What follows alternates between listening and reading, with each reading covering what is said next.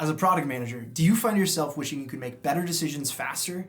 Wishing you could develop that all-important product sense muscle? Well, today we're going to talk about 5 mental models that are going to help you do exactly that. Austin Nichols here. I'm a product manager based in the Midwest. And on this channel, we talk about strategies, tools, and concepts to help us be the best product people that we can be. Let's dive in. Throughout my career as a product manager, I've always wanted to find some secret sauce to help making decisions easier and faster. Unfortunately, there isn't a silver bullet, but there is a secret weapon: mental models. Shane Parrish, the author of The Great Mental Models Volume 1 and 2, and author of the very popular blog Farnham Street, has this to say about mental models. When you start to understand the world better, when the whys seem less mysterious, you gain confidence in how you navigate it. The success will accrue, and more success means more time, less stress, and ultimately a more meaningful life. More success driven by clearer thinking also means more time for the most meaningful parts of the product management role, less stress about making decisions, and ultimately better outcomes for your business and your product. Number 1, the map is not the territory. Now, think of yourself in a national park, that crinkled map in your back pocket. It does not capture the majesty of the mountains and nature around you.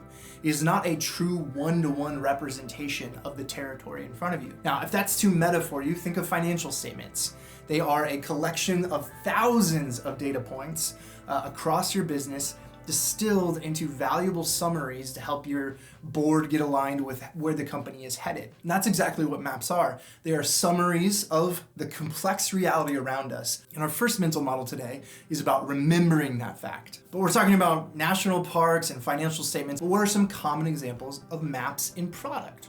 Well, the core assumptions about what we should build, dashboards summarizing user behavior, feedback from internal teams like support or sales, or roadmaps, executive roadmaps, any kind of roadmap.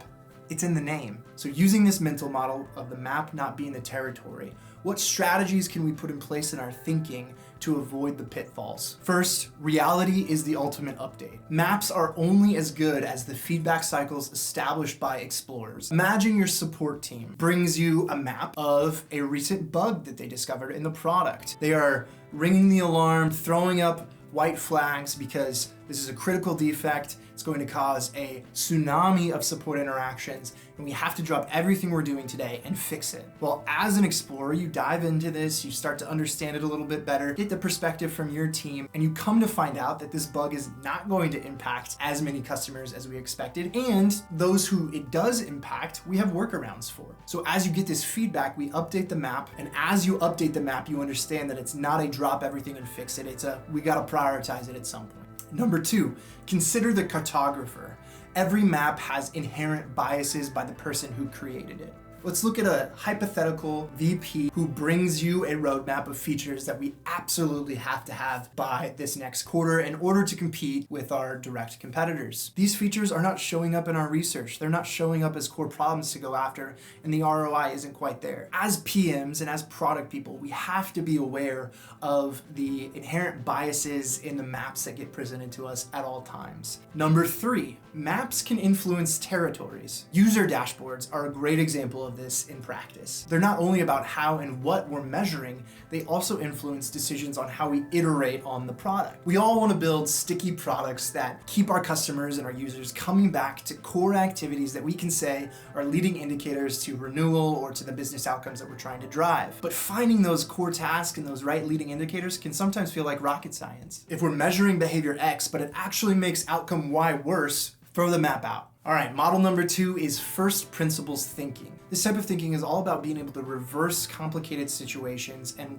unlock the creative opportunities that lie beneath. The better understanding we have of first principles, the more freedom we have to navigate and drive towards solutions. The scientist, for example, who has a deep understanding of thermodynamics will have a lot more freedom in trying to fix an engine and explore how a car works under the hood than a hobbyist following a manual for the first time. This model applied to our world looks like product principles. Obviously, product principles are going to vary by market segment, user base, B2B versus B2C, all of those things. But at their best, They allow us to focus on what's most important and give us the freedom to explore solutions as we drive towards outcomes. Let's look at an example. Let's take Netflix. I'm sure they have many product principles, but one might be Netflix delights the most. In the all-out streaming wars of the 2020s, the Big Red Inn has decided they are going to win on delighting their users and providing a world-class, second-to-none user experience in their products. And they also need supporting metrics in place that help them know if they're driving towards that product principle. Now with these in place, the team is set free within the bounds of what matters. They could look at custom playback speeds, 8K resolution,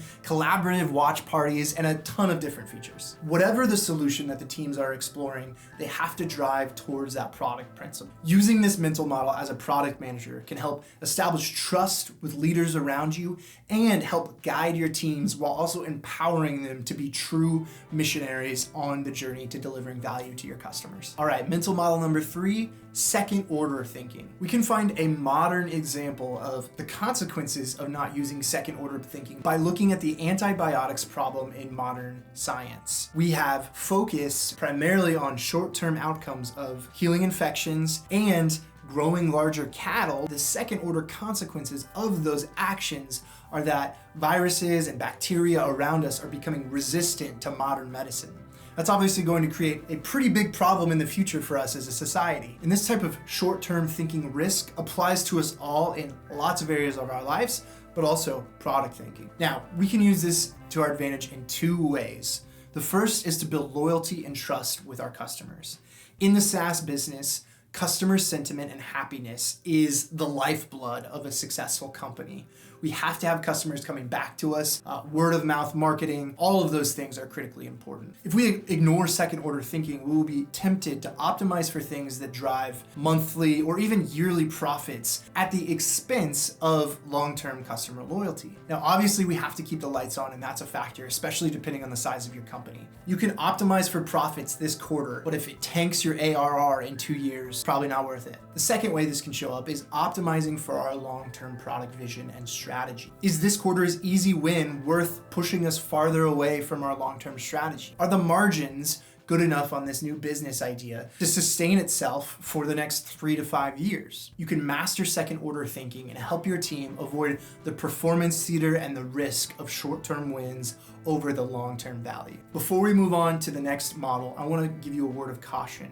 Avoid the siren's call of analysis paralysis. None of us can be Dr. Strange and evaluate 2 billion opportunities in a span of a few seconds. That's where counter models become really valuable. Combining the ability to move fast with first principles that we just talked about with the analysis and measuredness of second order thinking can help you move fast, but also move wisely. All right, number 4 is inversion. It's natural for humans to want to start at the beginning.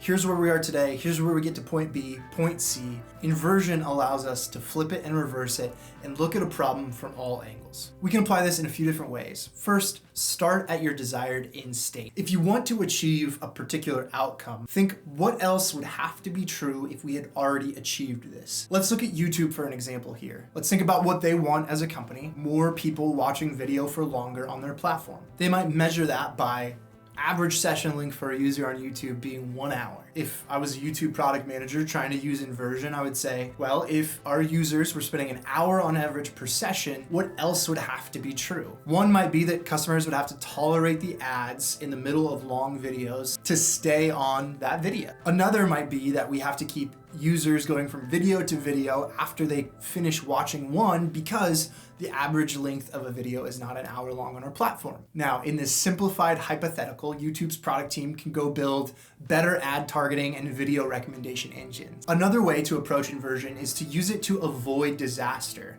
Instead of thinking about the end state and what else has to be true, think about a bad end state and what would have been true to get us there. Another way to say this is the pre-mortem. Let's look at Twitch as another simplified hypothetical. What would cause an exodus of users from the #1 streaming platform in the world? Well, here's one. A majority of Twitch's top performing streamers go choose another platform to stream on to their fans. Twitch could use this inversion risk strategy to form a product principle of maintaining great relationships with their top creators. Our fifth and final mental model today is understanding your circle of competence. This is all about understanding your bounds and continually expanding them. A true circle of competence, a mastery, takes years and years to build.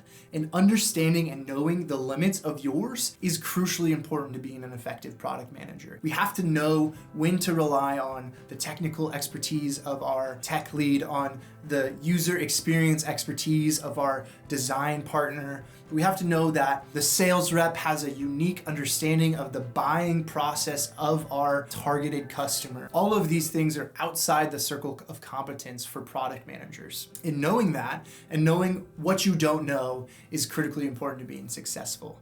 But your circle of competence also relates to your product thinking and building your product sense and intuition. We have to continually expand our circle of competence with this type of thinking and decision making to improve our effectiveness as product managers in the future. But it's not enough to learn great mental models, to watch this video, or to even read Shane Parrish's books. To truly get the value out of these gold nuggets of logic, you need to measure your performance. A decision journal is a great way to do this.